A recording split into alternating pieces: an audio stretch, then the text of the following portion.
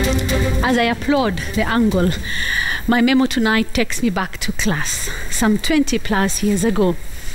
At this time back then, and in any other year, final exams are a defining moment, but they tend to pass as a given. You complete the 8 years in primary school or 4 in secondary, you do your exams, results are out, those joining high schools are scrambling for slots and life goes on, and those waiting for university admission do just that, wait. But this is no ordinary year.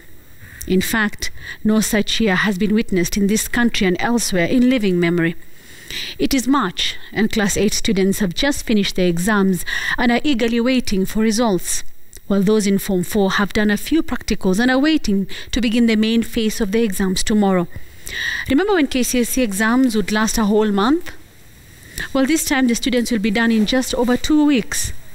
So strange for them, but also unsettling. When the COVID-19 pandemic hit our shores a year ago, schools were closed, and they would remain so for 9 months. There were some efforts to have online classes, but these were for a very small percentage of students. The normal school calendar was in a topsy-turvy. Exam dates, school dates were all mixed up. Confusion reigned. As the cases of infections went up, so was the conviction that schools would not be opened to ensure the safety of our children.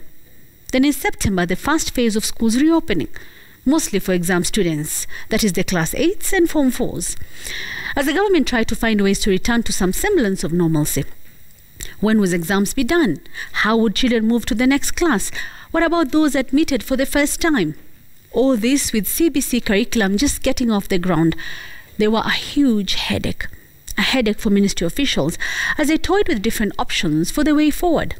How do we keep the students in school safe? Is there enough space for social distancing, clean water, masks and sanitizers? Did they have enough of that? With this question still lingering, it was December and schools closed for just a few days as plans for full reopening were underway. The fear of more infections once children are fully back in school was also in the minds of many. And come January 4th, they were back in school. All of them. Social distancing was a myth in most schools. Children had to make do with what was available. As for the candidates, the exams dates had been cast in stone. So whatever may be, they were sitting for exams in March. The dreaded increase in infections expected in January was not experienced. In fact, that month had one of the lowest infection rates recorded since March 2020. Children were back in school and infections were going down. A huge sigh of relief for many. Then comes February. Infections slowly start going up. And by exam month, March, alarming is being raised about the third wave of infections of COVID-19, this one feared as being deadlier. Candidates now having the added worry of sitting for the exams in the midst of so much gloom occasioned by a third wave of the pandemic. And the warnings are being given to Kenyans to go back to the basics that many have forgotten or just plain ignored. Even with the vaccines, the danger is still ever present. All I can say to our candidates is this. You've got this, young ladies and gentlemen. You have gone through so much in the past year.